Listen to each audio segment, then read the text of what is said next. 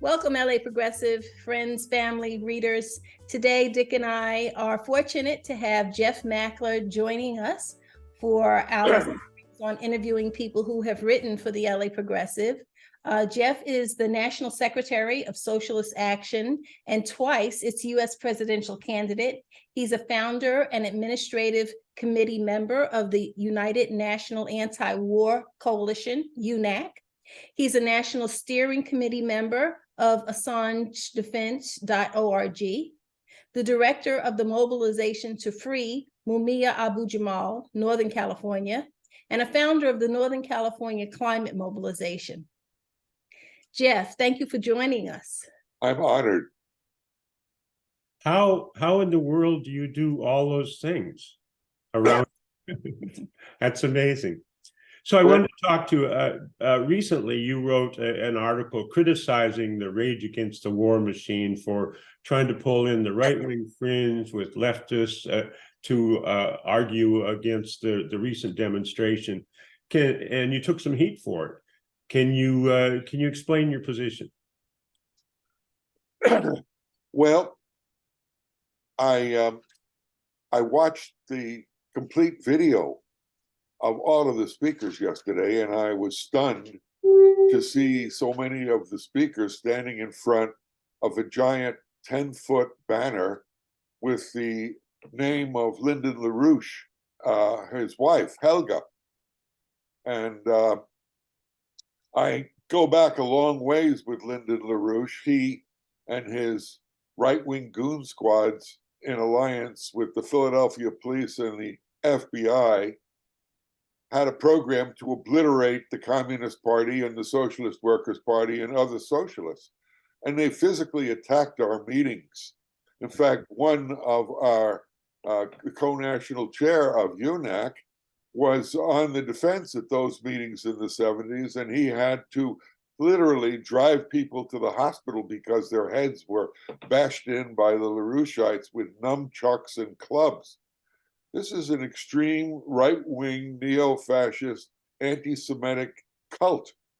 And the fact that they had 2 or 3 speakers, the fact that they were prominent endorsers, tells us that there's something fundamentally wrong with any anti-war movement that features extreme right-wingers, not to mention the Libertarian Party.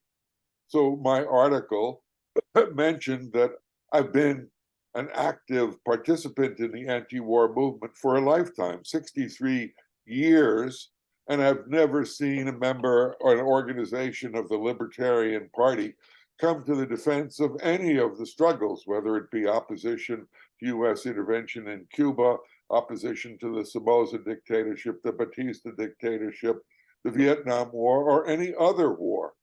So suddenly for this group to appear in the name of a right-wing cause was at least an anomaly. Here's the libertarians, and their line is no social expenditures for healthcare, for Medicare, for government programs, for public education, they're for privatization. And basically every other social program that working people have won, the libertarians have been on the other side of the line. They are for a, quote, return to pure capitalism, where capitalist competition is going to solve all the social ills, and those that don't, we can rely on the goodwill and charity of the rich to help out perhaps a few people. So I don't think for my lifetime any serious social movement, anti-war, social justice, against the climate, they're also all vaxxers. They don't want the government to, quote, pollute our bodies with vaccines that poor people don't have access to. The number of Blacks and Latinos who die from COVID are triple anywhere else in the world. So I really don't have any truck with a group that is inherently racist, regardless of their current stance. They're not really against the war in Ukraine. They are isolationists. They want to withdraw from any aspect of human contact with other countries in a collaborative nature. They believe that pure capitalism will solve all the problems. So the combination of the right-wing neo-fascist LaRoucheites and the Libertarian Party tells me over a lifetime experience that no serious coalition to stop US wars is possible with these right-wing forces. And indeed, my lifetime experience in the fighting socialist movements tells me that no victory has ever, ever been won without the intervention of the mass of working people. Blacks won the limited gains that we have today because they were in the streets en masse. The same with the end of the Vietnam War and every other US war. All of the social gains, the right to form a union, the right for workers to strike, were won by working people, multiracial combinations of people in struggle, and never gifted by the so-called good graces of capitalism. So that was my objection, and I find that the demonstration that just took place, Rage Against the Machine, was pathetic in my opinion. It had maybe 1,500 people scattered, all over the Washington area, and we had to listen to a series of pontificating, demagogic, populist LaRoucheites and libertarians telling us about how they're going to make this a better world, whereas they've been absent from that struggle for a lifetime. Right. So it sounds like one of your oppositions to having them there was the fact that they even got a platform to spread their anti-values. Exactly. In fact, UNAC, our National Anti-War Coalition, the administrative committee voted 11-0 to not have anything to do with the demonstration. And most serious anti-war organizations were the same. UNAC opposed it, the Answer Coalition opposed it, even Code Pink, whose Medea Benjamin initially accepted, had to back off because a majority of her board said, we don't want anything to do with this right-wing coalition.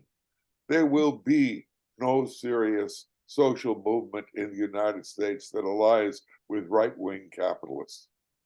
So, with any kind of capitalist, in my view.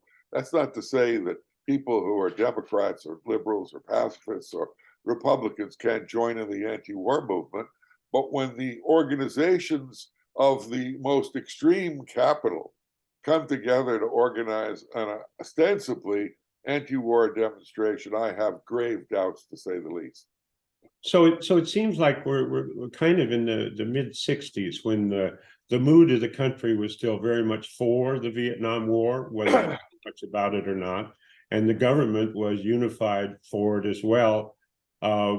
What do you think it'll take to stop the slaughter in the Ukraine? Well, that's a good question, to say the least, because when I came into the struggle against the Vietnam War, it was still the McCarthy era period.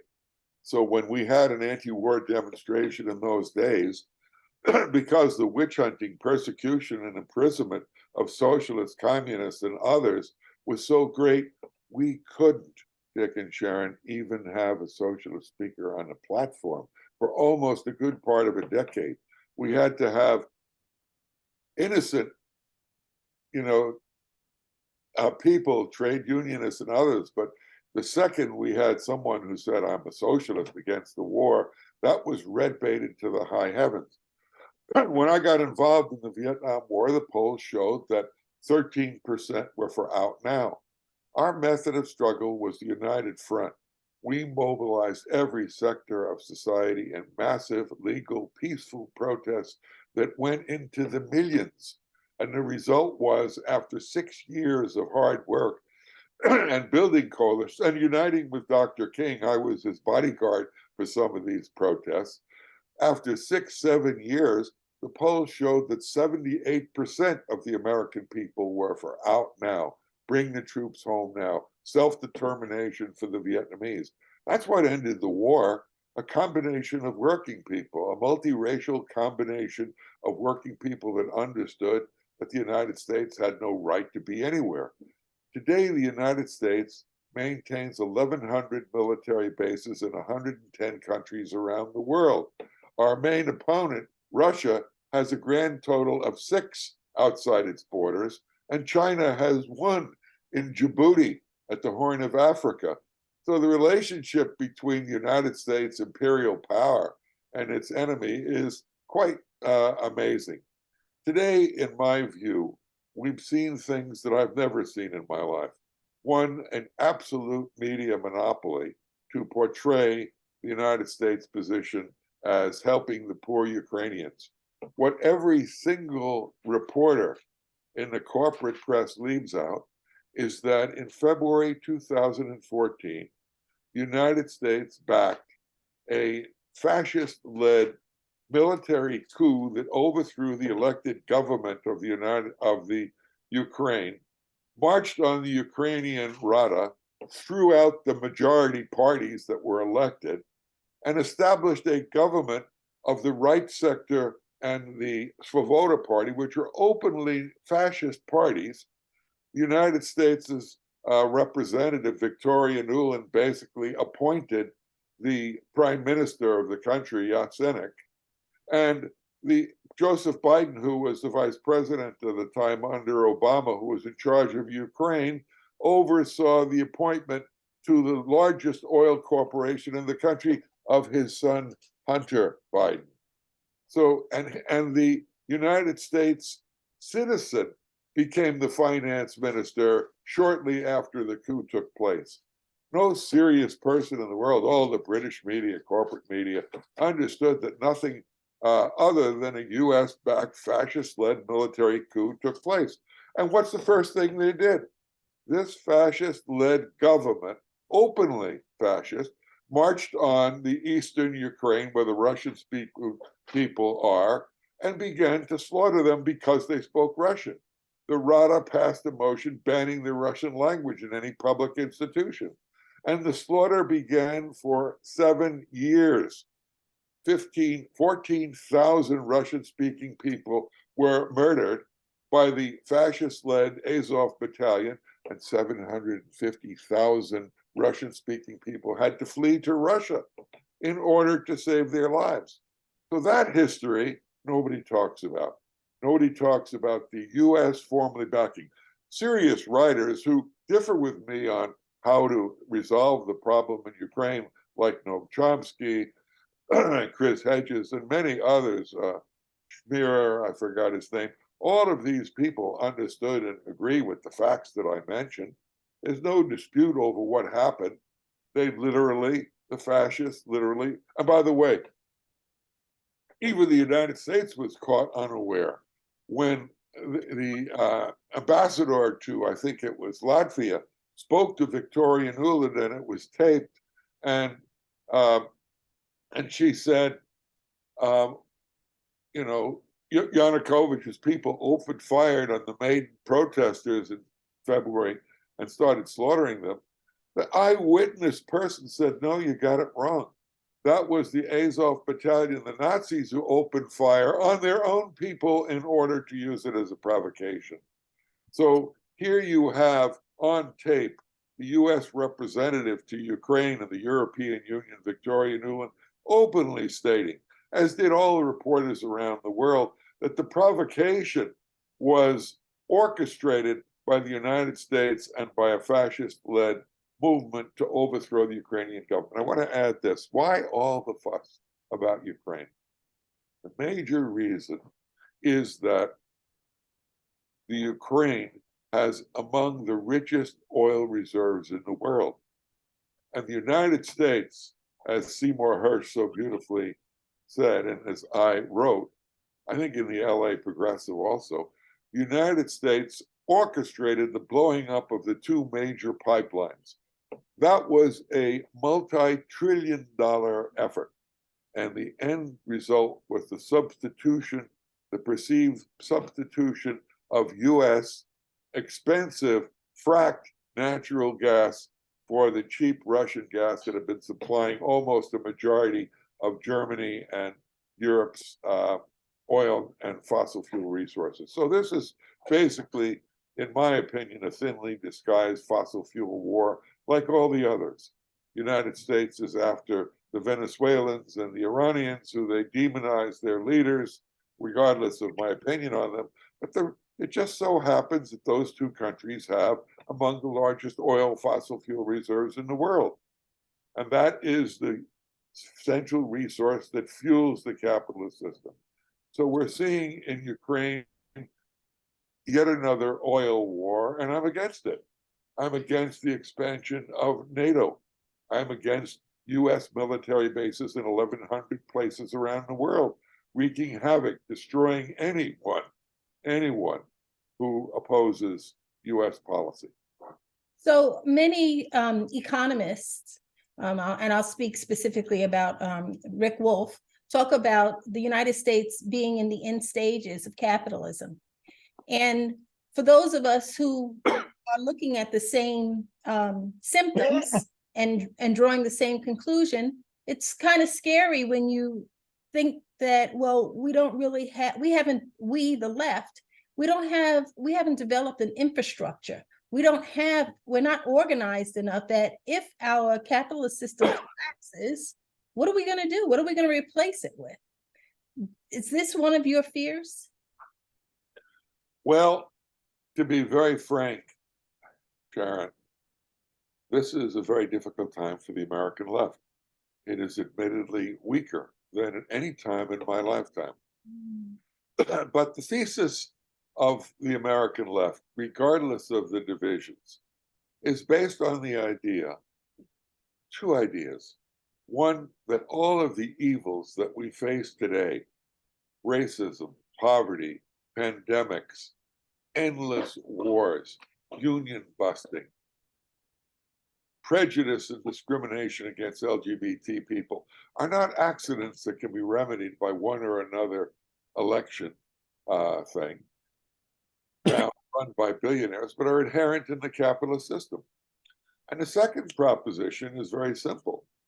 The history of the world demonstrates to us that working people, whether they be enslaved societies 2,000 years ago or feudal societies or capitalist societies today, working people have no common interest with their bosses. And the history of the world, I hate to be, Marx said in the opening line of Capital, the history of all hitherto existing society is the history of the class struggle. Working people fighting for a better life, fighting against slavery, fighting against poverty, fighting against feudalism, fighting against monarchies, fighting against twisted distortions of socialism in the name of Stalinism. So I have confidence that working people will fight back to defend their own interests. Sometimes they face radicals, revolutionary socialists face difficult times. Marx spent a good deal of his life in exile. So did the leaders of the Russian Revolution. So did most serious revolutionaries when they tried to change society and put the majority for the first time in history, workers and the poor, in power. They faced the combined efforts of the entire capitalist system. But they prevailed. The class struggle, working people, the vast majority, ruling is the vision of all socialists and ruling in their own interests. We have no interest as workers in racism, in poverty, in unemployment, in global warming, in massive attacks on the environment that threaten our existence, in nuclear war. We have every reason to unite, and we will. The key is to find a leadership that can unite, democratically engage in struggle, working people to defend their own interests. When that happens, no power on earth can stop working people. When you asked about Vietnam, my experience was coming out of the McCarthy era.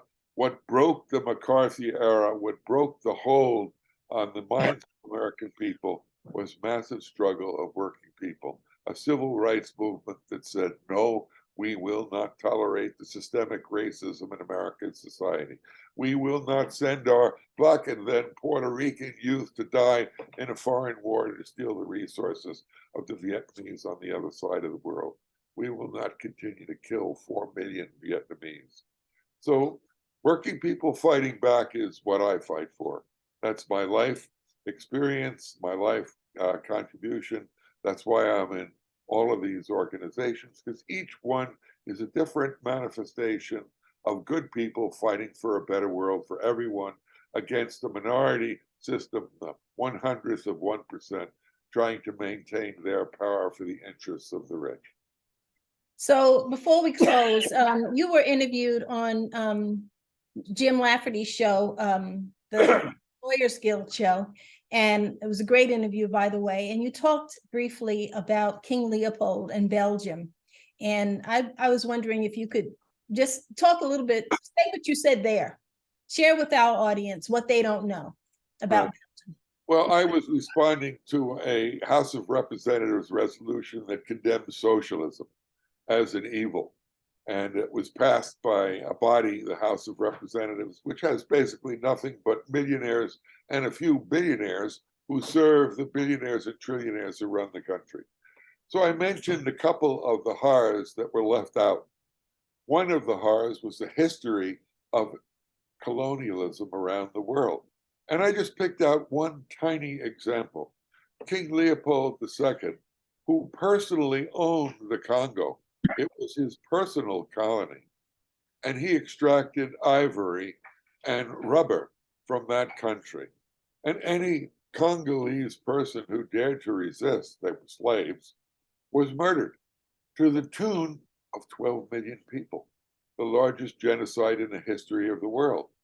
But King Leopold posed as a progressive, just like the libertarians did in Washington a few days ago. In fact, he visited the United States and participated and met with the abolitionists against slavery and argued that under his reign, Leopold's reign, he was bringing civilization and Christianity to the Congolese people. But Leopold, as I said on Jim's show, Leopold was just the king of an obscure, isolated country in Central Africa. The colonialists at the time gifted Leopold an inaccessible place in the center of Africa with no access by ships, whereas the rest of the imperial world, the colonial world, the British, the French, the Portuguese, the Spanish, they colonized the entire African continent, and indeed Latin America and Asia. And the same kind of slaughter that Leopold orchestrated in the Congo, they orchestrated in every single African nation. They enslaved the people. They shipped them around the world to work in the fields and the plantations, including in the United States, for nothing. Slave labor was the foundation stone of the growth of American capitalism. By the way, Karl Marx's secretary was, Karl Marx's a member of Marx's International Working Men's Association, was Lincoln's secretary. Marx was the greatest writer, prolific writer against the whole slave trade system. So Leopold was just one example of the horror. But in Africa, because of the colonial occupation of all of the nations, it was the first time in the history of all humanity that the population of the earth went down. Unbelievable. And as a result of the enslavement of the people. I want to mention one thing that I didn't mention on Jim Lafferty's show. Leopold got the resources of rubber and ivory from the Congo. But guess who got the mineral rights below the surface? Two guys, J.P. Morgan and Nelson Rockefeller. And to this day, their economic interests are dominant in the Congo today. The wars that they fought, the overthrow of the elected government of Lumumba in the Congo, were orchestrated by the United States in the interest of the richest people on the planet Earth, who still dominate the resources of Africa. And any nation that seeks to change that relationship of forces will be in trouble. In fact, it was Biden and Janet Yellen who visited Africa just a month ago because they don't like the government of the Congo, no less. They want to steal the resources of the Congo, which is one of the richest in the world in lithium, which is critical for batteries and cell phones. It was the same thing in Bolivia. Bolivia had the largest lithium resources in the world. The United States orchestrated a coup to remove, a few years ago, the democratically elected government of that country. So regardless of the propaganda about the evil of the nations that the United States attacks, at base, it's a predatory, racist, colonial, capitalist system with a thin veneer of democracy that rules the United States and much of the world today. So aside from the LA Progressive, if people want to see more of your readings or want to check out your any organization that you might belong to, you want to put a plug in for a URL, a website? Well, I work full-time for a political party called Socialist Action. I did run for president of the United States in 2016 and 2020. You might have heard that I lost that election, but I traveled the country recruiting young people to socialist ideas. So if you'd like to get in touch with us, just check out Socialist Action, one word, .org, O-R-G, and you'll find a way to participate, to learn about our activities, to receive our newsletter, newspaper, and to contribute. And thanks so much for having me. Thank you so much. What a rich vein of knowledge you have. We'll have to check back in with you on some other topics. Thanks so much. Thank you so much. Thank you. So long. Bye-bye.